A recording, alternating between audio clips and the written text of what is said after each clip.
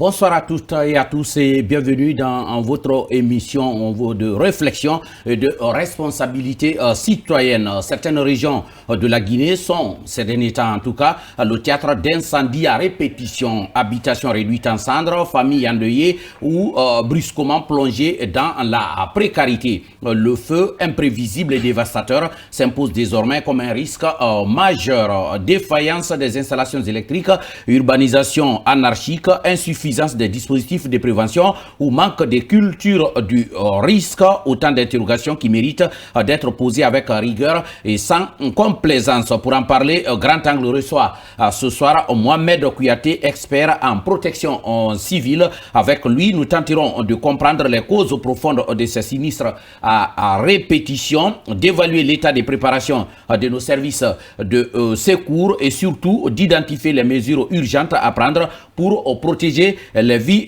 humaines et les biens. Il sera sur ce plateau dans la deuxième partie de notre émission. Et puis dans le focus, nos chroniqueurs aborderont une autre problématique tout aussi préoccupante, l'absentéisme dans la fonction publique. De nombreux agents censés incarner la continuité et la crédibilité de l'État se font rares dans leur service tout en continuant à percevoir leur salaire. Quelles sont les racines de ce dysfonctionnement? Faiblesse de mécanismes de contrôle, crise de conscience professionnelle, insuffisance de sanctions ou défaillance managériale. Au-delà de la question morale, c'est la performance de l'administration et la qualité du service public rendu aux citoyens qui sont en jeu. Incendie à répétition, discipline administrative en question, deux thématiques fortes au cœur de nos débats et analyses avec nos chroniqueurs bien installés. Je commence toujours par elle. Safiatou Kondé, bonsoir. Bonsoir David, bonsoir à tous. Je veux parler d'un sujet un peu, peut-être, que Alimou ne va pas aimer. C'est ce fait qui commence à gagner du terrain en Guinée. La violence dans le milieu scolaire, la violence, il y a le harcèlement. Aujourd'hui, c'est vrai que l'école, mais beaucoup pensent que c'est l'école qui donne l'éducation. Non, l'école donne l'apprentissage, mais c'est les familles qui éduquent. C'est la cité qui éduque. Je pense qu'il y a beaucoup d'élèves actuellement. Bon, les élèves sont aussi des enfants qui sont dans les familles. L'appellation même a changé, on dit ministère de l'enseignement pré-universitaire. Sinon, un bon moment, c'était un ministère de l'éducation. De l'éducation. Bon, l'éducation à la base, c'est la famille qui donne. Mais j'ai l'impression que on se décharge sur l'école, on met tout sur l'école, mais non, l'école n'éduque pas en tant que telle. Donc, et ça doit interpeller chaque famille, chaque père de famille, Parce que là, l'heure où nous allons là, c'est vraiment pas inquiétant. Bien. C'est inquiétant, ouais. Idrissa Cissé, bonsoir. Bonsoir à Safiatou, bonsoir à Alpha, à travers eux, bonsoir à Ali Moussouare. Je ne sais pas trop bonsoir, Cissé. Ce que Mme Camara qualifie de violence, comme elle n'a pas cité, sinon après, quand nous on faisait le collège, le lycée, c'était encore des gangs dans les rues, c'était des gangs. On parlait des clans. Le clan, exactement. On parlait de clans, mais ça a complètement changé parce que là... Oui, là maintenant, on n'entend plus parler comme à l'époque. Peut-être que ça existe vu que je ne suis plus sur les bancs. Voilà, ça n'existe plus, rassurez-vous. Voilà. On ne parle plus de clans. Après, nous, quand nous étions au collège... Vous dans les clans. Non, je n'étais pas... C'était juste... Moi, j'étais le juste milieu. Oui. Après, non, c'était impossible. Non, ça passe pas. C'était impossible. Soit vous appartenez à un tel clan ou à un tel autre, sinon... Il n'était pas là-bas. C'est lui qui était là-bas.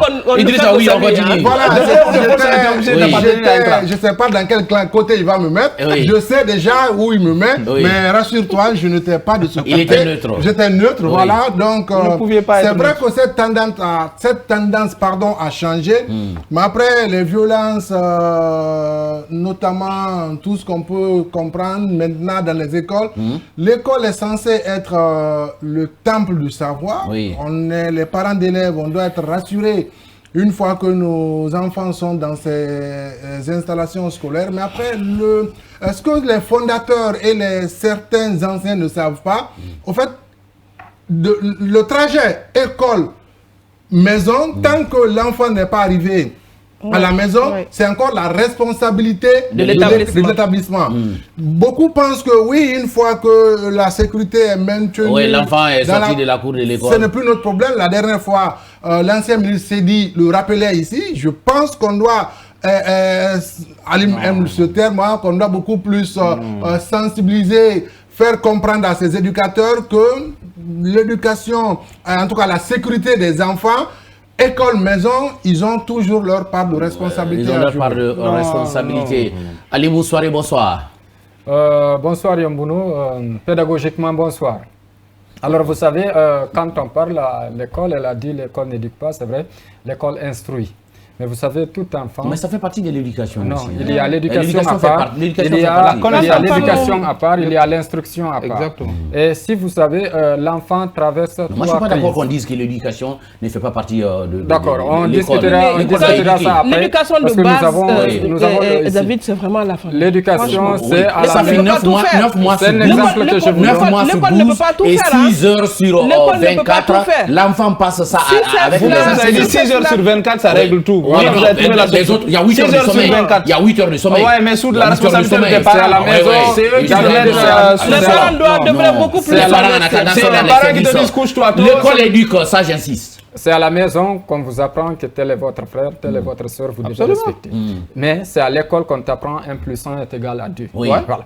Et vous savez, l'enfant traverse... À l'école aussi, on t'apprend comment bien s'habiller. À l'école, on t'apprend comment bien s'asseoir lorsqu'on est en public. L'école éduque. D'accord. Alors, on y va, un enfant traverse 3 crises, ce que les gens n'ont pas compris. Il y a cette première crise où le bébé est né. Il y a cette crise de séparation où il fera son premier pas à l'école. Il y a cette crise qu'on appelle la crise pubertaire qui beaucoup plus touche les collégiens. Et c'est au niveau de cette crise qu'il est très difficile de gérer l'enfant. Et si vous voyez, il y a beaucoup de problèmes au niveau des collèges, notamment la 9e et la 10e, que le lycée ou l'université. Pourquoi? Parce qu'il y a cette crise pubertaire où l'enfant pense les enfants apprennent à fumer, à se droguer. C'est là-bas qu'il arrive soit à dévier, tombent enceintes. L'enfant se dit qu'il est au niveau des adultes maintenant. Voilà, qu'il est au top. Voilà. Et c'est même là-bas que l'enfant prendra les chaussures de son papa pour aller avec à l'école. Oui. Donc ça, c'est une crise pour aller en boîte de nuit même. Qui est très difficile à gérer s'il n'y a pas une collaboration. Il n'y a pas une collaboration entre famille et école, ce qui n'existe pas chez nous presque en Guinée. S'il n'y a pas cette collaboration, il sera très difficile et l'enfant va la rupture en tout cas entre les deux sphères au détriment de l'enfant. Parce qu'aujourd'hui, les enfants ont des téléphones, là où ils voient tout. S'il n'y a pas ce counseling, c'est-à-dire la communication interpersonnelle, s'il n'y a pas cette collaboration entre maison, école, famille, enseignant, je pense que si le triangle n'est pas là, ça ne sera pas facile. Alpha, bonsoir, tu tenais à la parole, maintenant je te la donne. Bonsoir. Oui, je vais commencer par le plus simple. Bonsoir, David. Bonsoir aux chers collègues, bonsoir à tous ceux qui prennent la peine de nous regarder et de nous apporter leurs critiques positives ou négatives. Ça permet d'améliorer l'émission. Moi, je voudrais dire qu'aujourd'hui, il y a quand même énormément de mécanismes aussi, parce qu'entre-temps, oui, les nouvelles technologies sont arrivées, il y a le mauvais côté, mais il y a le bon côté. Toutes les écoles aujourd'hui ont par exemple des groupes WhatsApp pour les parents d'élèves. Tu peux rester en contact permanent avec la maîtresse ou le professeur principal ou je ne sais qui de l'école où étudie ton enfant, le proviseur, qui tu veux. Aujourd'hui, ils sont tous accessibles. Donc, tu peux quand même suivre ton enfant en temps réel, si on peut dire comme ça. L'enfant qui chômait dans la semaine ne part que 2-3 fois et on a du mal à retrouver ses parents. On lui donne une note pour donner aux parents. Aujourd'hui, tout ça, c'est impossible. Et le plus souvent, la note n'arrivait jamais. D'où le fait de donner plus de responsabilités aux parents d'élèves pour suivre les enfants. C'est vrai que mais la question il y a les enseignants qui... Je crois que c'est la question d'insécurité. Oui, mais l'insécurité... Parce que vous avez parlé de violence. C'est un facteur. J'ai parlé de violence. Oui, c'est un facteur de violence, de harcèlement dans le milieu scolaire. C'est pas strictement lié à l'absentéisme. Oui, justement. Le harcèlement, il existe dans presque toutes les sociétés aujourd'hui. Quand vous prenez, même en Occident, il y a des élèves qui se suicident. Il y a des élèves qui se suicident du fait du harcèlement d'un certain nombre d'amis, par exemple, qui peuvent trouver donc, que vous avez une grosse... C'est normal, vous non, attendez, je vais terminer. Qui trouvent que, par exemple, vous avez une grosse bouche et qui se moquent de votre bouche. Et finalement, l'enfant n'arrive pas à supporter ça. Il ne peut pas parfois parler à son père ou à sa mère, ou il est terrorisé par un autre enfant, tout ce qu'il envoie à l'école. Il y a tout ça, ce type de harcèlement. Les petites filles, elles sont parfois harcelées par les garçons. On sait que... Mais là où je ne suis pas d'accord, c'est quand M. Cissé s'assoit gaillardement pour dire que l'école doit suivre... Il faut qu'il sache que mon aujourd'hui n'est pas égal à mon hier. D'accord. Je vais juste terminer. Pour dire, là, je ne suis pas d'accord et je ne crois pas que quelqu'un puisse être d'accord avec lui ici, que de l'école à la maison, de la maison à l'école, tout revient à l'école. Il n'a pas dit ça. Non, mais c'est ce que je l'ai dit. Alors, il s'est trompé parce que il a dit, peut-être que quand l'enfant quitte la maison jusqu'à ce qu'il arrive à l'école, ça c'est la responsabilité des parents. Tout à fait. Quand il quitte l'école, avant d'arriver à la maison, ça c'est la responsabilité de l'école. C'est là où je ne suis pas d'accord. Non. À partir du moment où toutes les écoles d'ailleurs ne laissent pas les enfants, notamment les adolescents, sortir sans un tuteur, et ceux qui ont atteint la 7e année, 8e année, le niveau collège ou le niveau lycée, mais ils ne vont pas prendre un traceur pour vous suivre. Est-ce que vous êtes rentré à la maison? Non. Je suis désolé. Oui. Mais comment vous pouvez dire alors que c'est à l'école de suivre les enfants de l'école à la maison? Est-ce qu'on a parlé de suivre ici? Mais il y a de l'école à la maison. Oui. Quand l'enfant est derrière la cour de l'école, il est sain et sauf. La responsabilité de l'école s'arrête là. Vous ne pouvez pas mettre quand même des gens. Après l'école, quand l'enfant ne rentre pas, qui on appelle en premier? Il y a une responsabilité morale. J'ai dit que les gamins, ceux qui n'ont pas dépassé, par exemple, ceux qui n'ont pas dépassé l'école primaire, naturellement, il y a une certaine surveillance.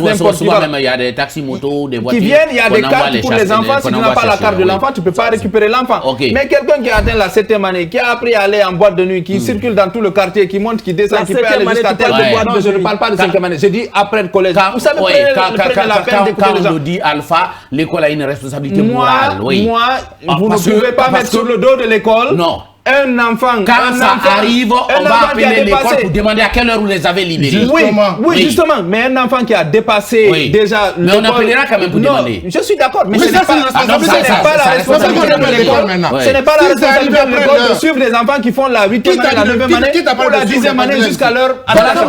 Non, on n'a pas parlé de ça. Voilà donc ce qu'on pouvait. Vous voulez insister là-dessus? Non, voilà ce qu'on pouvait dire. Je rappelle que vous pouvez nous suivre en direct sur l'application RTG officielle, sur notre page Facebook ou la chaîne YouTube Grand Angle ou encore sur www.rtgguinée.info, en différé sur TikTok et Instagram Grand Angle. Pour nous joindre, vous pouvez nous écrire à notre adresse email grandanglertgcoloma@gmail.com. Envoyez-nous les messages au 627 53 09 99 627 53 09 99. Mamadou Alimou au soirée va se charger de relayer vos messages. Si vous êtes à l'étranger, vous ajoutez le code de la Guinée, à savoir le 00 224 avant le 627 53 09 99. Voilà pour le décor. Tout de suite, on va parler de l'absentéisme dans l'administration publique aujourd'hui en Guinée. Oui, force est de constater que nombreux sont les agents de la fonction publique qui ne vont pas à leur service. Malheureusement, je ne sais pas comment il faut dire, heureusement ou malheureusement, ils perçoivent leur salaire. L'État envoie, depuis qu'on a parlé de bancarisation des salaires, des virements, beaucoup considèrent que c'est un moment de repos. On en parle juste après ça. Face à l'invité, la vérité sans détour. Nos chroniqueurs poussent les portes de l'actualité et interrogent un acteur clé de la vie nationale. Sans tabou ni langue de bois, il répond à toutes les questions, offrant ainsi un éclairage unique sur les grandes préoccupations du moment. Grand Angle, votre tribune de libre expression, vous permet de mieux comprendre les enjeux de société, les défis politiques et les mutations économiques qui façonnent notre pays, dans le strict respect des lois de la République et de la déontologie. De retour donc sur ce plateau pour notre focus, je parlais de l'absentéisme dans la fonction publique de nombreux agents censés incarner, Mamadou Alpha Bardé, la continuité, la crédibilité de l'État se font rares dans leur service tout en continuant à percevoir leur salaire. Vous savez, je me rappelle d'un débat qu'on a tenu ici quand on parlait du système ou des hommes. C'est pour vous dire qu'à un moment donné, ceux qui sont censés trouver la solution sont les parrains de cette... forme de ce dysfonctionnement, de cette forme de corruption, je dirais pas directe, mais en tout cas, cette corruption acceptée dans l'administration publique. Un chef de service qui se plaint du manque de personnel et celui-là qui couvre 5 agents qui ne viennent pas au travail et qui les appelle toutes les fois où il y a un contrôle qui arrive, un recensement qui arrive, et qui est celui-là qui reçoit 50% peut-être ou moins ou plus de leur salaire à la fin de chaque mois. C'est une sorte d'arrangement. Et ce sont ces chefs de service dans l'ensemble du territoire national. Donc c'est la faiblesse des mécanismes de contrôle. Non. C'est un ensemble aujourd'hui parce qu'il y a le système qui est là, mais le système il est tenu par des hommes. Malheureusement, vous pouvez mettre un système de pointage, mais là où, à mon avis, s'il y a une réelle volonté pour que les gens puissent pointer à l'heure. Il y a aujourd'hui toutes les formules possibles. D'abord, la fonction publique guinéenne, il n'y a même pas assez de fonctionnaires. On n'est pas... À un moment donné, on avait placé les machines dans les administrations. Mais qui ne fonctionnaient pas. Parfois, la machine vous reconnaît, parfois, elle ne vous reconnaît pas. Ça a causé plus de problèmes parce que là, encore, c'est comme ce qu'on disait hier. La solution n'a pas été bien réfléchie. Voilà, on n'a pas réfléchi. Même la façon dont nous recrutons, c'est un problème. Quand vous prenez la santé, quelqu'un est là qui sert depuis 10 ans gratuitement dans une sous-préfecture XY. Vous prenez, il y a un test, il y a un concours. Vous préférez favoriser quelqu'un qui donne 5-10 millions à Conakry? Peut-être, oui ou non, ou quelqu'un qui a les bras longs, qui a une tante, qui a un cousin, qui a une cousine, ou qui est mieux introduit que vous. Ça, c'est quelque chose à combattre. Et le dernier recensement, le dernier recrutement qu'il y a eu, par exemple, au sein de la fonction publique, dans la grande majorité des cas, par exemple, au niveau des enseignants, vous avez vu, il y a eu moins de problèmes parce qu'on a plus privilégier ceux qui sont déjà à la tâche, qui servent dans les communautés. Et il faut aller vers ça. La santé va recruter, les autres services vont continuer à recruter, mais il faut privilégier... Recruter à la base. Recruter à la base, il faut encourager ça. Parce que si on organise les recrutements au niveau national, naturellement, les gens, ils veulent juste intégrer la fonction publique. Parfois même, ils rentrent dans des départements où ils n'ont aucun centre d'intérêt. Ils veulent tout de suite migrer vers un autre département où ils ne connaissent pratiquement rien de ce secteur-là. Ça, c'est la première des choses. Cette histoire de bancarisation, en principe, ça devait plus régler le problème que d'en créer. Parce que si vous êtes bancarisé, c'est facile. Vous ne venez pas 3 mois, 6 mois sans raison. Votre chef de service, il remonte l'information à travers les DRH et tout ce qui s'en suit. Non, mais quand on était au billetage alpha, les chefs avaient un moyen de répression. C'est-à-dire quand tu retardes ou bien tu chômes beaucoup, à la fin du mois, tu n'as pas ton salaire. Non, je vais vous dire, ils ont plus de moyens de répression aujourd'hui. Avec la bancarisation. Avec la bancarisation. Parce que s'ils remontent l'information, c'est tellement facile de suspendre votre salaire. Dès qu'il est prouvé que vous mais ça prend beaucoup de temps. Hein? Non. Et entre-temps, le gars, il va... Oui, mais il y a un risque. Je vais vous dire, dès que le fonctionnaire, il sait d'abord que son chef ne le couvre pas, il ne va pas chômer. Il va pas du tout chômer. Donc ceux qui chôment, c'est parce qu'ils ont la couverture de leur responsable direct et qui les informe toutes les fois qu'il y a un contrôle, même inopiné. Il y en a qui bougent Conakry tard la nuit pour aller à Tougué là-bas pour se présenter le matin. Et parfois personne ne les connaît. Et la complicité, je vais terminer par ça. La complicité, non, c'est juste un exemple parce que Tougué est loin.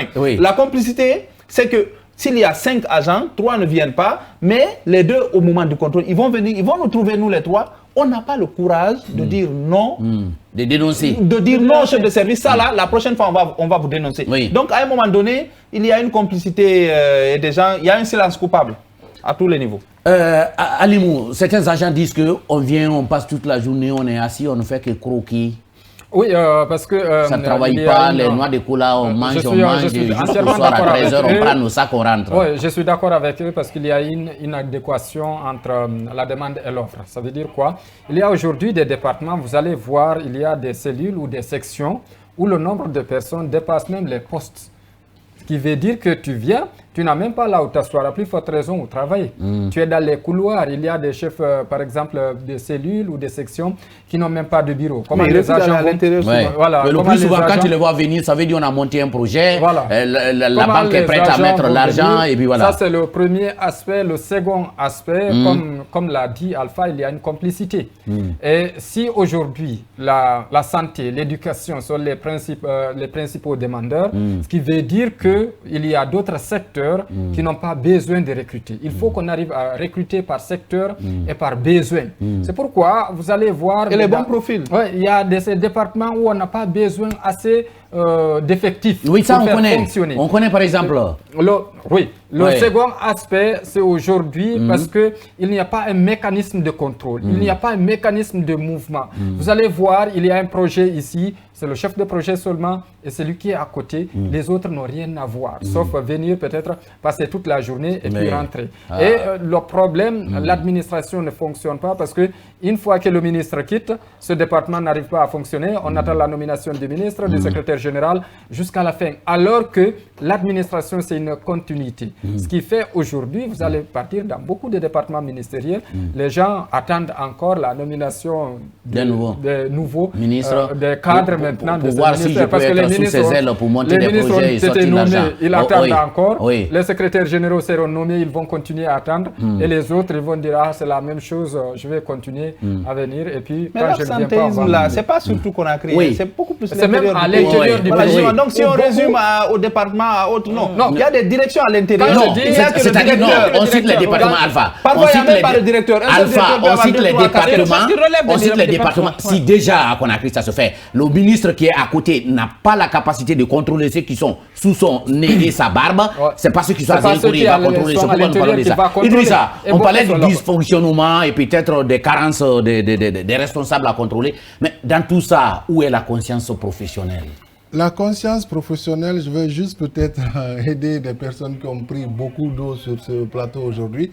Au fait, pour vous qui êtes dans l'administration publique depuis un bon moment, vous savez qu'il est facile de contrôler un agent qui ne travaille pas quand son salaire est au biétage qu'à la banque. Oui.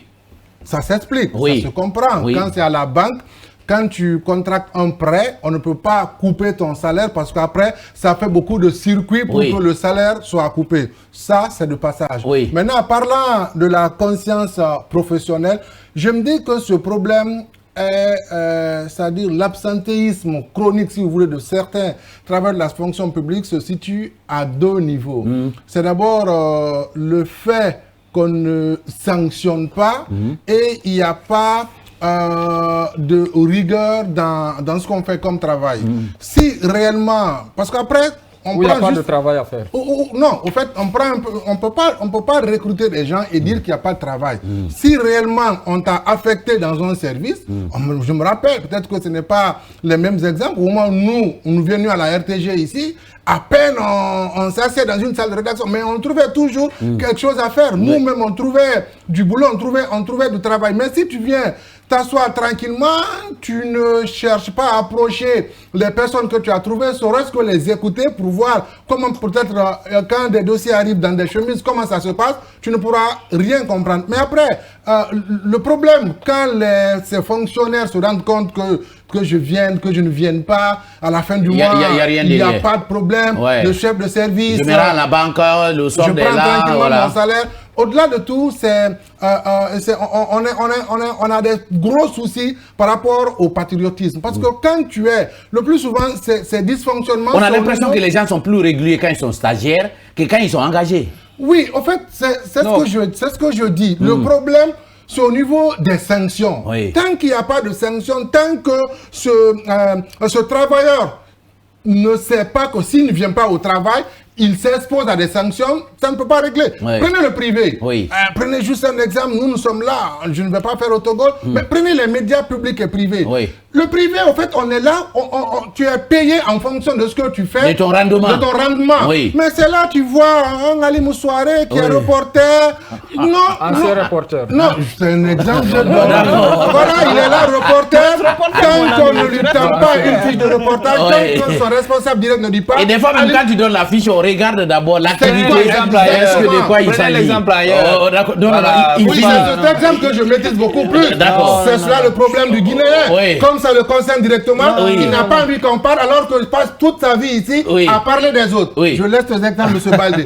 Maintenant, je pense qu'il faut être beaucoup plus rigoureux. Il faut envoyer des sanctions parce qu'après, c'est beaucoup d'argent que l'État a investi par rapport à ces fonctions. Mais après, peut-être pour une des rares fois où je peux être d'accord avec Alpha, en fait, il faut mettre en place des mécanismes qui permettent de contrôler, de surveiller qui fait quoi. On a vu ici avec cette machine qui a du mal, tu viens mettre ta machine, elle te parle une langue que toi-même tu ne comprends pas. Après, ceux qui sont censés savoir qu'est-ce que la machine parle, eux-mêmes, ils ne comprennent pas ce qui se passe. La machine prenait des données des fois. Ceux qui doivent vérifier ça, là, eux-mêmes, ils ne connaissent pas comment on fait. On a vu des gens ici ils connaissent pas comment on gère la machine. qui ont passé toute leur vie à présenter le journal et puis, à la fin, la machine dit non, c'est des personnes qui n'ont jamais foutu pied. Alors, on a vu ça. Je me dis que il faut mettre en place vraiment des mécanismes fiables pour permettre de contrôler qui fait quoi, qui va où, qui ne fait pas quoi et après, et après prendre une pointe de conscience professionnelle et enfoncer ça dans la tête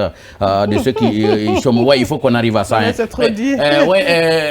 Ça fait tout. Est-ce qu'on peut parler de défaillance managériale? Et de défaillance managériale, on peut en parler, mais bien sûr. Parce que s'il n'y avait pas cet état de fait, je me dis que moi, en tant que fonctionnaire, je n'allais pas me permettre de me coucher à la maison alors que je sais qu'à 8h30, je dois être au travail. Il y a une défaillance, ça ne se cache pas. Prenons juste l'exemple de nos compatriotes qui vivent à l'extérieur. Cette histoire de bancarisation des salaires leur a facilité la vie. Aujourd'hui, tu peux être là-bas, tu touches ton salaire. Calmement. Mais on ne peut pas compter combien de fonctionnaires se retrouvent aujourd'hui à l'extérieur, mais qui sont toujours fichés dans qui sont dans les rangs de la fonction publique. Peut-être que ça va un peu choquer certains et tout, mais c'est cela aussi l'absentéisme au travail. C'est vrai que nous sommes là. Au moins, des fois, on peut aller jeter un coup d'œil et retourner, mais ceux qui sont de l'autre côté de l'océan. Justement, on ne doit pas jeter un coup d'œil, on doit aller travailler. On doit aller travailler. Non, je le dis. Ceux qui jettent coup d'œil s'absentent, mais ceux qui ne sont pas là, mais pas du tout. Ils peuvent faire 5 ans, 6 ans, ils ne sont pas là. Qu'est-ce qu'on fait? Je crois qu'on a corrigé ça au début. Ça existe encore. Ça existe encore, David. Il y a plein de Guinéens qui sont fonctionnaires, qui vivent à l'extérieur, mais qui continuent à percevoir leur salaire, alors qu'il n'y a même pas de poste d'affectation. Il suffit d'avoir ton compte OM, tu as ton salaire. Tu n'as même pas besoin de bouger. Tu n'as pas aujourd'hui besoin d'aller à la banque pour avoir ton salaire. Donc moi, je me dis qu'il y a tellement de défaillances à ce niveau qu'on ne peut pas contrôler. On parle de l'intérieur du pays. Il y a combien de Guinéens ici aujourd'hui à Conakry qui refusent à l'intérieur, apparemment, ça ne travaille pas. Hein. À part l'éducation, la santé. Moi, aujourd'hui, on m'amène par exemple chez moi à Kankan. On m'amène par exemple à Kankan chez moi. Je dis non, c'est loin, j'ai ma famille ici et tout. Je trouve un arrangement. En tout cas, je m'arrange. Je ne sais pas comment ça se passe, mais je m'arrange. À être à Conakry. Et je ne vais pas. Sur un salaire de 3 millions, vous dites au patron, vous prenez 500 000. Les gens ont besoin de moi là-bas parce que j'ai un poste et ce poste-là doit pouvoir fonctionner pour servir la population. En attendant, le poste, il est vide. Et il y a une défaillance. D'accord. Donc à 30 secondes. En 30 secondes, tout on ne peut pas vouloir d'une chose et de son contraire. On a voulu une certaine facilité bancarisée et tout. Ce que je voudrais dire sur la question, par exemple, du prêt. Quand tu viens demander de l'argent à la banque, on ne te donne pas l'argent comme ça, uniquement à travers la garantie de ton salaire. Tu donnes quand même certaines garanties, comme des titres fonciers.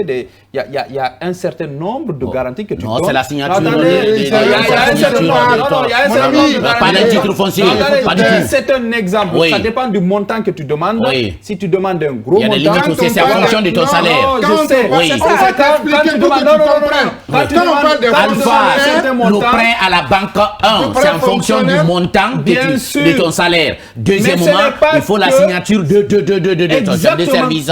Oui, mais c'est après tout ça que je commence à m'absenter. Comment on fait? Non, mais après tout ça, on essaie de mettre main sur vous et puis vous allez mettre main sur moi, c'est-à-dire tu n'es pas caché. La seule chose, c'est qu'il faut amener les chefs de service à maîtriser leur effectif, à arrêter de se plaindre. On ne peut pas vouloir d'une chose et de son contraire. Quand les gens sont bancarisés, aujourd'hui ça facilite les choses. Arrêtez de nous ramener à des... Non. Voilà ce qu'on pouvait dire. Je crois qu'on n'avait pas compris grand-chose dans ce qu'on a dit. Voilà ce qu'on pouvait dire par rapport à cette... On pourra revenir là-dessus, parce que ça c'est un sujet vraiment sérieux. On reçoit tout de suite notre invité Mohamed Kouyaté. Il est expert en protection civile. Avec lui, nous allons comprendre les causes profondes des sinistres à répétition. On fait ça juste après la pub.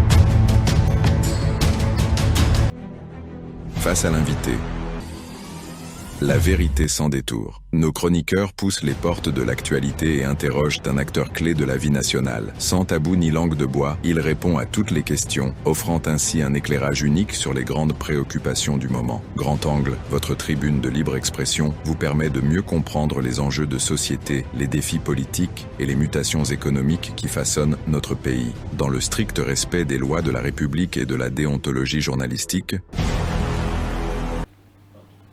de retour donc sur ce plateau pour parler avec notre invité de cette thématique. Il s'agit des incendies à répétition et le phénomène prend de l'ampleur surtout pendant la saison sèche à Conakry. On parle d'incendies dans les maisons et en milieu rural et à l'intérieur du pays. On parle des incendies parfois d'origine inconnue. Pour parler donc de cette thématique qui préoccupe la population à cause bien sûr des habitations qui sont réduites en cendres avec des familles endeuillées ou parfois brûlées. Comment plonger dans la précarité. Nous avons invité pour comprendre cette thématique Mohamed Kouyaté, il est expert en protection civile.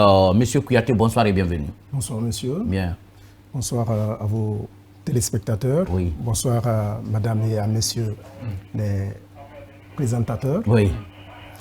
Bonsoir à vous. Merci de répondre à notre invitation déjà. Merci monsieur. Bien. Alors, la première question qu'on s'en va poser, quelles peuvent être les causes des sinistres à répétition, que ce soit à Conakry ou à l'intérieur du pays?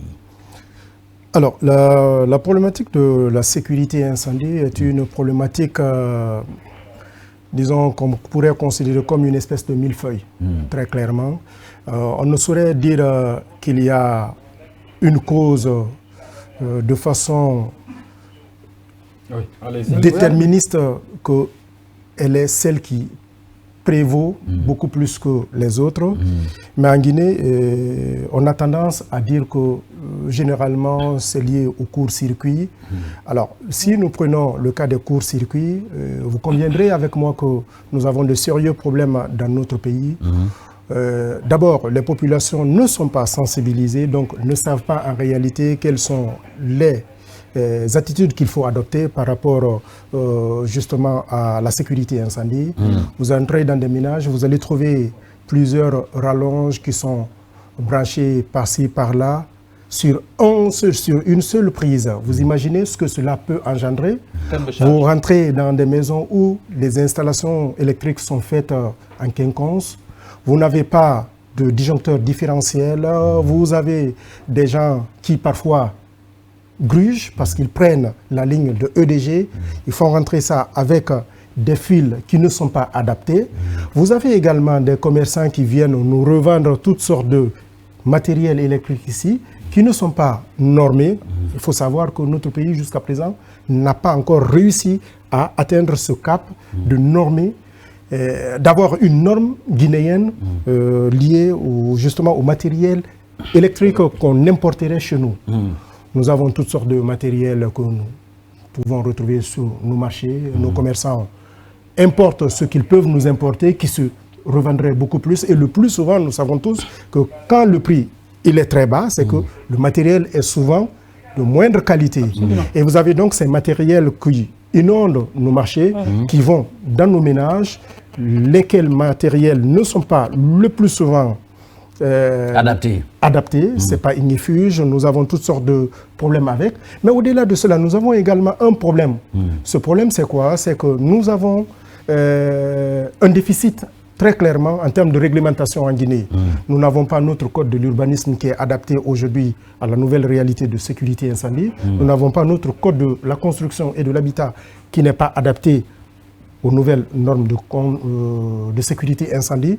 Nous n'avons pas très clairement les populations qui sont formées par rapport à cela. Nous avons nos artisans, si vous prenez les soudeurs, vous prenez les électriciens, chacun fait ce qu'il veut, comme il veut, quand il veut, au regard de ses appétits, au regard de ce qu'il pourrait tirer comme profit vis-à-vis d'un client. Et donc, tout ce cocktail réuni nous expose au quotidien. Alors, le plus souvent, on tire à boulet rouge sur l'État en disant c'est la faute aux pompiers, mais non, les pompiers ne sont pas des magiciens. D'ailleurs, c'est l'occasion de féliciter. On viendra. J'en profite, c'est l'occasion de féliciter ces hommes et femmes qui se battent au quotidien, au péril de leur propre sécurité pour aller secourir d'autres personnes. Voilà, donc c'est ce que je voulais dire. Subitement, vous êtes devenu le porte-parole de la protection. Il est en train de dire les choses correctement. Monsieur Kouyaté, c'est vrai, vous avez touché beaucoup de facteurs au même moment. Quel doit être le geste normalement des incendies? On ne souhaite pas, mais après, ça peut arriver à n'importe quel moment. On suppose quelqu'un qui a respecté plus ou moins la construction de son bâtiment. Il n'y a pas qu'un seul accès, il y a une autre sortie. En cas d'incendie, quel doit être le premier réflexe quand c'est d'abord un départ de feu? D'abord, il faut savoir qu'en matière de... D'abord, j'aimerais clarifier une situation parce que le plus souvent on fait l'amalgame. Il y a le feu, il y a l'incendie. Le feu, c'est toute réaction d'oxydoréduction qu'on peut maîtriser. Ça, c'est le feu. Ça, c'est le feu. En gros, chacun de nous, le plus souvent, nous allumons le feu chez nous, soit avec la gazinière, soit avec la cuisinière, soit avec le charbon de bois. Ça, c'est le feu. C'est une réaction d'oxydoréduction, ok, qu'on peut maîtriser. Un incendie, c'est une réaction d'oxydoréduction qu'on ne peut pas maîtriser. C'est là où nous devons faire appel en ce moment à des moyens spécifiques pour éteindre ce type de feu qu'on ne saurait pas maîtriser. Ok. Alors, je vous mets au défi de me montrer cette maison en Guinée qui répond aux normes de sécurité incendie. Il n'y en a pas. Quasiment pas. Excepté excepté, je vous dis, excepté les sièges des multinationales, excepté les sièges des ambassades et consulats étrangers, ok, et le palais M5. Le reste, aucune maison en Guinée ne répond aux normes de sécurité incendie, très clairement. Ça, c'est la vérité que je vous donne aujourd'hui. Je me suis permis de venir avec la Bible. Nous avons permettez s'il vous plaît, nous avons plein de documents. Ça, ce sont les dispositions générales. Sauf erreur de ma part, la République de Guinée, jusqu'à présent, n'a pas de réglementation dans ce domaine. Alors, si vous parlez de réglementation, c'est qu'à la base, qu'il y ait un texte. Nous n'en avons pas. Et aujourd'hui, s'il faut faire ce travail, il faut d'abord travailler sur la réglementation. Oui, c'est ce que je comprends pas. On ne laisse pas passer. Quand il dit, à part les établissements qu'il a cités, aucune maison ne respecte la sécurité incendie, peut-être que ça existe peu. D'abord, peut-être que beaucoup ne savent pas. C'est quoi ce que vous appelez... Est-ce que vous avez visité toutes les maisons quand vous faites ça? Non, mais pas... On n'a juste pas envie de dire les choses sur ce plateau, mais après... Alors, justement, il a raison de m'inviter à relativiser la chose. Oui, il faut relativiser un peu. Il a raison de m'inviter à relativiser ma position. Oui, d'accord, je vais la relativiser parce que aujourd'hui, je n'ai pas toutes les données. Mais ce que je puis vous dire, en réalité, pour que l'on parle de ces maisons dont je vous ai parlé tantôt, c'est-à-dire les représentations diplomatiques et consulaires, les sièges des multinationales, parce que tout simplement, pour la construction de leur édifice, ils font appel au FINEX, ou généralement à des assureurs. Et les assureurs au niveau international demandent un certain nombre de garanties. Ces normes de garantie, c'est d'abord la notice de sécurité. Ça commence par le sol d'abord, le balisage du sol. Étudier la nature géophysique du sol. Une fois qu'on a fini cela, élaborer la notice de sécurité. Avec quand on rentre dans ça, beaucoup ne vont pas construire. Alors, mais justement, laissez-moi finir, s'il vous plaît. Alors, ce que je veux vous dire, c'est qu'en réalité, aujourd'hui, il nous faut avoir la réglementation de la sécurité incendie en Guinée au regard de nos propres réalités. D'accord. À date, nous n'en avons pas en Guinée. Et c'est ce qui pose problème. Vous m'avez parlé tantôt d'issues de secours. Mais rassurez-vous, j'ai été visiter un hôtel de plusieurs étoiles en Guinée ici, dont je ne dirai pas le nom. Mais monsieur, c'est vrai, ils ont des issues de secours, mais j'ai fait la surprise désagréable de voir que ces issues de secours étaient cadenassées. Vous imaginez? Cadenassées. Ce n'est même pas avec des cadenas en plastique, mais des cadenas et des chaînes en maillon métalliques. Alors cette issue de secours sert à quoi? D'accord. Vous avez parlé tantôt d'issue de secours. La plupart, nous avons enregistré... Vous allez accepter de poser les questions. Non, continuez sur ça. Peut-être que c'est la plupart de nos maisons que nous avons en Guinée ici, par crainte des brigands, des voleurs et des bandits, nous avons tous des antivols chez nous. Vous imaginez? Presque. Pas tous. Presque, ok. Et ces antivols-là, le plus souvent, nous condamnent à vivre en prison. On est emprisonné chez nous, on ne le sait pas. Parce que quand il y a l'incendie, Le principal portail qui nous permet de sortir de notre maison, si c'est là où il y a l'incendie, comment allons-nous sortir avec ces antivols? Ça veut dire qu'il faut une question à la fois de réglementation, à la fois de sensibilisation et des citoyens et des artisans sur toute la chaîne pour que nous puissions sécuriser les Guinéens. Ok. Safiatou? Non, la première question, elle a été posée. Répondue parce que j'allais demander, c'est quoi pour vous une maison bien sécurisée par rapport à... Ok, non, mais il a commencé, vous l'avez pas dit. Justement, parce que vous ne me laissez pas. Non, il a vraiment expliqué. Non, il était au niveau du sol, ça va jusqu'au plafond. Exactement. Mais bien sûr. Exactement. Si on s'inscrit dans cette logique-là, c'est... Non, mais vous savez... Mais bien sûr, il y a les normes, il y a ce qui est possible selon vos moyens. Si vous n'avez pas les moyens de construire une maison dans les normes, vous allez construire une maison, mais vous saurez que c'est une maison qui n'est pas dans les normes. Alpha devient le second invité. Allez, pour la question. Nous, pour construire, on n'a même pas besoin d'experts, c'est-à-dire ce sont les maçons, les menuisiers et tout. Oui. Alors, dites-nous, en France, c'est facile, dans un bon terme, quand il y a incendie, qu'est-ce qu'on doit faire? Justement. Alors, quand il y a incendie, d'abord, le réflexe qu'il faut avoir, c'est le réflexe qu'on appelle généralement dans notre jargon le PASS. Le PASS, c'est quoi? C'est se protéger, alerter et secourir. Ok, ça c'est le tout premier réflexe. Vous devez d'abord vous protéger, vous assurer que vous soyez dans les conditions qui vous mettent à l'abri du risque. Une fois que vous avez fait ça, il faut alerter. Alerter pour que les secours puissent venir. Et en fin de compte, secourir si c'est sans préjudice pour vous. C'est hyper important. Alors, je saisis cette question pour un peu expliquer, parce que le plus souvent, on fait le procès des pompiers en Guinée ici. Mais bien sûr. Et, même sur ce et le plus souvent, c'est à tort. Les pompiers ne sont pas des magiciens, encore une fois. Je me pose aujourd'hui peut-être en défenseur des pompiers parce que je suis un professionnel. Ces messieurs, ils sont dans leur caserne. Nous sommes dans un pays où le code de l'urbanisme est encore, disons... à revoir. En tout cas, est à améliorer. Okay? Nous n'avons pas de dressage de nos rues. On ne peut pas savoir qui va où.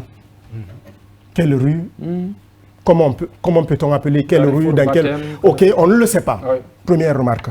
Deuxième remarque, c'est le code de la construction. Alors, je reviens sur le code de l'urbanisme. Au niveau du code de l'urbanisme, chacun construit comme il veut. Parfois même, les chaussées sont barrées. Heureusement qu'on est en train aujourd'hui de déblayer un peu la chaussée. Nous avons également des gens qui construisent parce qu'ils ont les moyens de construire. Chacun construit comme il veut, quand il veut. OK? Conséquence, il se met lui-même en danger, il met ses voisins en danger. OK?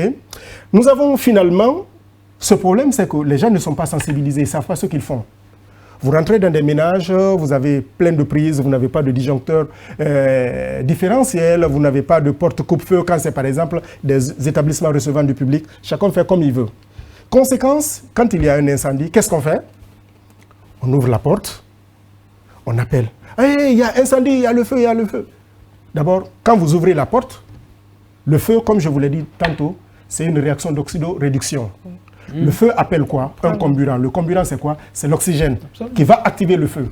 Dès que vous ouvrez la porte, automatiquement, l'appel d'air qui se fait là, ça augmente le feu, ça alimente le feu. La première chose à faire, c'est de sortir et refermer la porte.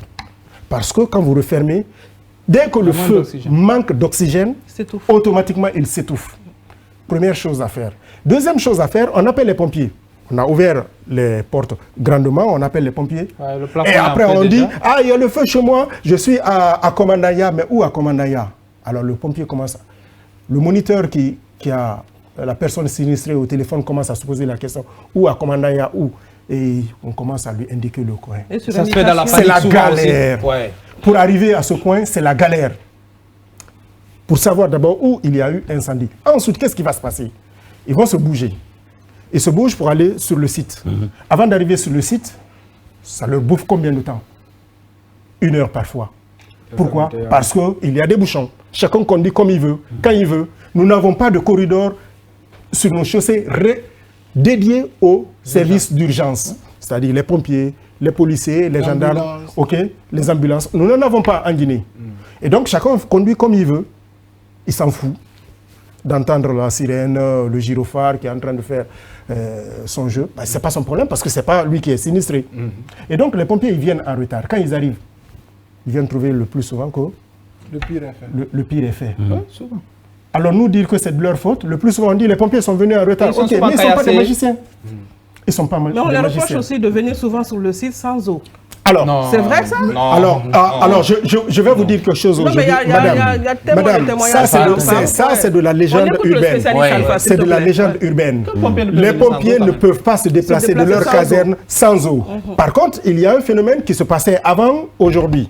C'est quoi? C'est que le plus souvent, les machines que nous avions, qu'on appelle les FPT, les fourgons pompe-tonnes, en gros, c'est des camions-citernes, c'était des camions-citernes de faible capacité. Avant l'acquisition du nouveau matériel que le président de la République a donné aux pompiers tout récemment. Alors, que se passait-il? Ces camions-citernes, quand ils venaient, l'eau qu'elles avaient dans les citernes, une fois qu'elle est finie, ils sont obligés de repartir sur le terrain. Pourquoi ils sont obligés de repartir sur le terrain? Parce que nous avons un vide au niveau de notre code de l'urbanisme. Dans le code de l'urbanisme, nous devrions avoir des poteaux d'incendie et des bouches d'incendie. Les poteaux d'incendie, ce sont les petits dispositifs rouges là que vous voyez dans certaines villes. Okay? Où automatiquement, les camions-citernes viennent se raccorder pour pouvoir avoir le jus afin de continuer à arroser jusqu'à ce qu'on puisse éteindre. Vous avez des bouches d'incendie qui manquent.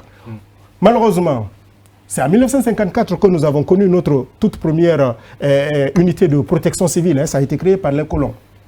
Depuis cette date, à nos jours, l'État guinéen n'avait pas investi, je le dis encore, toute proportion gardée dans la protection civile. Sous le président Lansana Conté, il y a eu quelques achats à l'époque de quelques matériels. Je crois que c'était le colonel Dambélé qui était DG de la protection civile à l'époque. Et puis après, basta, on n'a rien eu. Ce n'est que l'an dernier, vers la fin de l'année 2025, que le président Mamadi Doumbouya a offert à la Guinée un peu plus d'une vingtaine de camions-citernes et plusieurs matériels de la protection civile. Ce qui veut dire que la volonté est là. Maintenant, il faut transformer cette volonté-là en projet structurant, en dotant notre pays de tout ce qu'il faut comme réglementation, en sensibilisant les populations via des canaux bien précis, mais également en mettant en sorte des dispositifs urbanistiques permettant de réduire les risques pour les populations. Le risque zéro n'existe nulle part. D'accord. Mais on peut réduire. Et la meilleure façon de lutter contre les incendies, c'est en faisant énormément de prévention. Parce que les pompiers, ils n'interviennent que quand il y a incendie. Mais si on peut faire en sorte qu'on réduise la fréquence des incendies, ça serait super. C'est encore mieux. Moi, je pense que là, ce rôle de prévention, vous êtes mieux placé. Mais je trouve que, je ne sais pas, peut-être que c'est moi qui ne m'intéresse pas trop à votre direction. C'est une direction, c'est ça. Vous n'êtes pas trop active. Vous n'êtes pas active sur le terrain. Parce qu'on a perdu tellement de vie dans ces cas d'incendie que c'est peut-être après les incendies, ces cas de mort, on vous voit sortir. Par exemple, moi, je vous ai vu sur votre page, vous avez égrené tellement de solutions, mais pourquoi ne pas mettre tout cela à la disposition de la population avant qu'il n'y ait ces cas malheureux? Alors, parce que vous êtes là pour ça. Merci. Il faut prévenir avant. D'accord. Merci beaucoup, madame. Jamais je ne vous ai vu sur le terrain. Ok, il va répondre. Merci beaucoup, madame. Je crois que vous ne connaissez pas très bien mon profil. Je ne suis pas un cadre du ministère de la sécurité et de la protection civile. Je suis un Guinéen, un citoyen qui a appris cela parce que j'ai fait des études à l'international sur la sécurité incendie, au niveau Master 2 jusqu'au niveau du doctorat. Et puis j'ai d'autres diplômes techniques dans ce domaine. J'ai ma propre entreprise en France qui intervient dans ce domaine. Alors, c'est en tant que citoyen que j'interviens. Je ne suis pas un cadre du ministère de la Sécurité et de la Protection civile, encore moins un cadre de la Direction générale de la protection civile. Mais un bon citoyen guinéen. Un bon citoyen, je propose mon expertise à mon pays. Si le pays en a besoin, aucun souci, je leur donnerai tout ce que j'ai envie de leur donner. Pour preuve, j'ai des camarades, des copains, des experts à l'international, en France, au Canada et aux États-Unis, avec lesquels nous avons travaillé sur un certain nombre de documents, un certain nombre de paramètres. En temps opportun, si l'État guinéen en a besoin, ça sera volontiers que je mettrai tout cela à la disposition. Mamadou Alpha pour sa question. Oui, M. Kouyaté, au vu de tout ce que vous avez vu dans nos cités, dans nos maisons, en tant que spécialiste, ici même l'élite trouve un coupable dès qu'il y a un incendie, c'est EDG directement. C'est une accusation facile, je trouve personnellement. La question alpha, oui. Alors vous, pour vous, c'est quoi la principale source de problèmes et de départ de feu de tous ces incendies que nous vivons dans nos différentes maisons? Et comment est-ce qu'il pourrait y avoir les bons citoyens sensibilisés quand même à minimiser ce risque-là? Des petits gestes qui sauvent. Alors, je pense qu'à l'entame de cette émission, je vous ai dit qu'il y a plusieurs causes. Je ne saurais aujourd'hui avoir la prétention de vous dire qu'il y a une cause spécifique qui est à l'origine de cette épidémie, si je puis me permettre c'est une épidémie, de le dire ainsi, vous le conseille, cette épidémie d'incendie en Guinée. On accuse souvent EDG, d'accord? Mais voyez-vous, il y a plusieurs facteurs qui sont liés à cela. Je vous ai dit tantôt qu'il y a des rallonges qui sont souvent de bas de gamme. Nous avons du matériel importé qui n'est pas normé, et qui n'est pas de bonne qualité. Nous avons des citoyens qui ne savent même pas ce qu'ils doivent faire. Et nous avons des bailleurs ou des constructeurs de maisons qui construisent comme bon leur semble parce que tout simplement, nous n'avons pas encore eu la réglementation. Donc, en gros, la responsabilité, elle est partagée.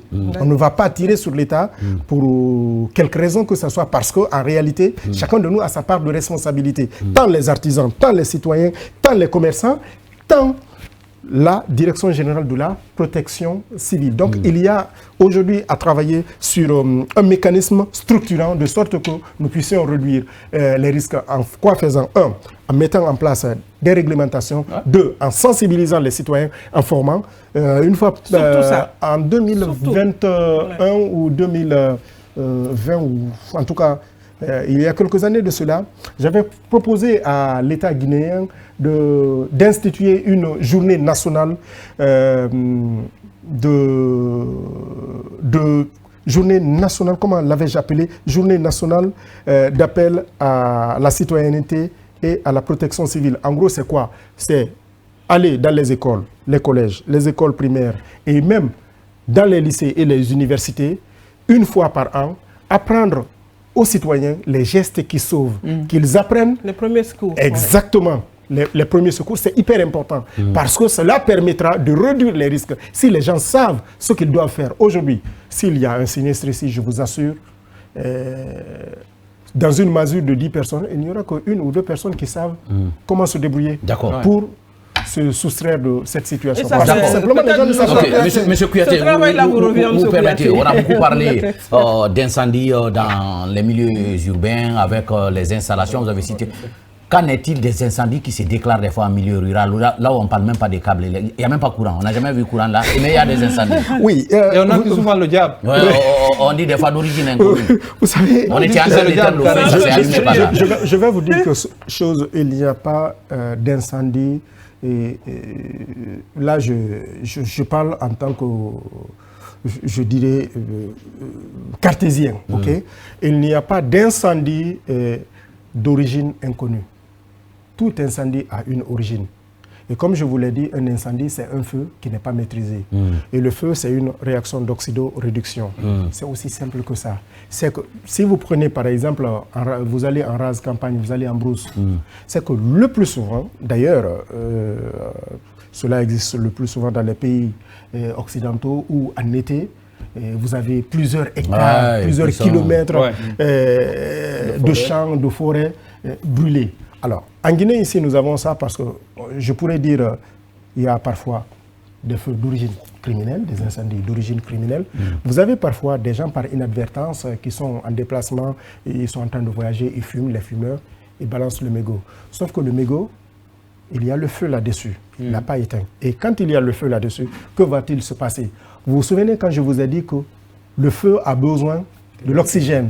Dès que le vent vient, il tape le feu et c'est en contact avec une brindille sèche. Que va-t-il se passer? Automatiquement, c'est un feu, c'est un départ de feu. Et ce départ de feu, quand il a lieu, s'il n'y a personne à côté pour l'éteindre, ça embrase tout. Malheureusement, en Guinée encore, sauf erreur de ma part, la Direction générale de la protection civile n'a pas une unité spécialisée en feu de forêt. Ça aussi, c'est un travail qui doit être fait en amont. En réalité, nos pompiers aujourd'hui ont besoin d'être formés de façon très technique, chacun dans un domaine spécifique pour que nous puissions répondre valablement aux besoins besoins de nos populations.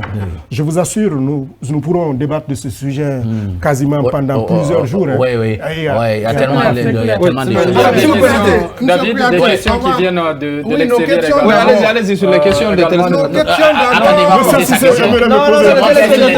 Idrissa, ta question. Monsieur Kouyaté, c'est vrai, vous avez pris l'exemple. Sont témoins, vous avez pris l'exemple de la Guinée où il y a beaucoup d'étapes à franchir, à briser avant qu'on ne mette en tête qu'on peut être sauvé. Ailleurs, des pays qui ne sont pas loin de nous à côté, ils n'ont pas toutes ces réalités. Mais après, on a un accès rapide aux sapeurs-pompiers. Les usagers, les citoyens sont sensibilisés à ce que quand c'est un sapeur-pompier, quand c'est des véhicules qui doivent sauver, il faut céder le passage. Je me dis qu'il y a des étapes par lesquelles on doit commencer peut-être pour faire 1, 2, 3 pas. Mais s'il faut attendre qu'on mette en place tout cet arsenal, je ne sais pas... Il a parlé d'une journée de sensibilisation. Oui, la journée de sensibilisation, mais après je me dis, il faut juste un petit départ qui n'est pas rien, peut-être qui peut nous aider à franchir 2 ou 3 marches des escaliers. Est-ce qu'il faut attendre? Voilà. Monsieur Cité, je pense que monsieur Cité fait un peu dans la caricature. Je le comprends bien, il fait un peu dans la caricature. Je n'ai pas dit qu'il faudrait coûte que coûte commencer par la réglementation. Je vous ai cité un chapelet, pas les étapes, un chapelet de réformes qu'on pourrait mettre en place. Si chaque pays a ses réalités, notre pays aujourd'hui a ses propres réalités, mais aujourd'hui, il faut éviter de faire, disons, de l'approximation. Quand on veut faire les choses, il faut le faire correctement. Il faut d'abord mener une étude pour savoir d'où on va commencer. Je me souviens, il y a quelques années de cela, j'avais été recruté par le système des Nations Unies pour mener une étude de transformation de la Direction générale de la protection civile en un autre organe. Malheureusement, l'étude avait été validée, mais après, il y a eu changement de régime. Ça n'a pas été... Bon, bref, ce que je vais vous dire par là, il faut d'abord mener une étude pour que l'on sache par où commencer. OK. Toujours est-il que... Très clairement, il y aura la sensibilisation, très clairement, il y aura la réglementation, très clairement, il faudra travailler sur le code de l'urbanisme, très clairement, il faudra travailler sur le code de la construction et de l'habitat, très clairement, il faudra également que le code des assurances rentre en jeu. Parce que je veux dire, tout ça ne peut pas être réglé au même moment. C'est ce que je suis en train de vous dire. C'est par étapes. C'est à l'étude de nous sortir qu'est-ce qu'il faut faire en priorité. Aujourd'hui, nous avons du matériel. D'accord. Alimou, la question des téléspectateurs maintenant, on est pris par le temps. Il y a M. Diassi qui nous suit depuis le Gabon, M. Doumbouya également au Maroc, et M. Bachir Diallo qui nous suit depuis l'Égypte. Également, cette question de savoir est-ce que l'étroitesse également de nos routes ne constitue pas un obstacle. Ce n'est pas tout. À la circulation des sapeurs-pompiers notamment. Certains apprécient l'émission, mais comme on n'a pas le temps de lire tous les messages, c'est pourquoi j'ai résumé. Ah oui, très clairement, l'étroitesse de nos chaussées fait partie des problèmes qui assaillent aujourd'hui nos pompiers. S'ils étaient là, ils vous l'auraient confirmé, parce que quand vous venez, vous avez une chaussée, une fois, 2 voies, vous avez, la chaussée, elle est embouteillée. Il faut attendre combien de temps pour que la voie puisse se dégager afin que les pompiers continuent. Oui, mais ce n'est pas la seule difficulté. Il y a plein d'autres difficultés. Comme je vous l'ai dit tantôt, nous avons énormément de difficultés. C'est à la Direction générale de la protection civile, sous le contrôle du ministère de la Sécurité et de la Protection civile, de savoir qu'est-ce qu'il faut mettre en place. Et là, on ne va pas inventer la roue, on ne va pas réinventer l'eau chaude. Il faut d'abord mener une étude. C'est cette étude qui va nous dire par où commencer. Ok. Oui, parce que vous savez, bon, moi, oui, si vous voulez. Hein. Ouais. Moi, ce que je voudrais savoir, c'est que souvent, quand il y a le feu, tout est parti. L'incendie. Oui, l'incendie. Ailleurs, il y a toujours une enquête derrière. Et souvent, ici, quand il y a des morts, on promet des enquêtes. Sacré Alpha. Mais après, les enquêtes, on a du mal à avoir la suite. Est-ce que c'est par manque de spécialistes dans le domaine? Et qu'est-ce qu'il faudrait faire? Parce que par moment, dans d'autres pays, même si tout brûle, il y a des spécialistes qui vont venir et qui vont déterminer les réelles causes de l'incendie. On essaie d'éliminer et que ça ne puisse plus revenir. Qu'est-ce qu'il faut pour qu'on puisse avoir des spécialistes dans ce domaine pour connaître par qui il y a un incendie, savoir exactement c'est quoi la cause? Ce que vous dites est très très intéressant. Alors, je ne suis pas dans le secret du ministère de la Sécurité et de la Protection civile pour savoir qu'est-ce qui fait que nous n'avons pas de réponse aux enquêtes que nous ouvrons. qu'on ouvre après un incendie. Je n'aimerais pas m'exprimer là-dessus. Mais ce que je pourrais vous dire, c'est qu'en réalité, une enquête va se faire sur la base de quelque chose de très important. C'est la réglementation. Et nous n'avons pour le moment pas de réglementation. Donc on ne saurait mettre en cause X ou Y chose parce que nous n'avons pas de normes. Nous ne savons pas qu'est-ce qu'il y a. Okay. Et puis, il y a autre chose également.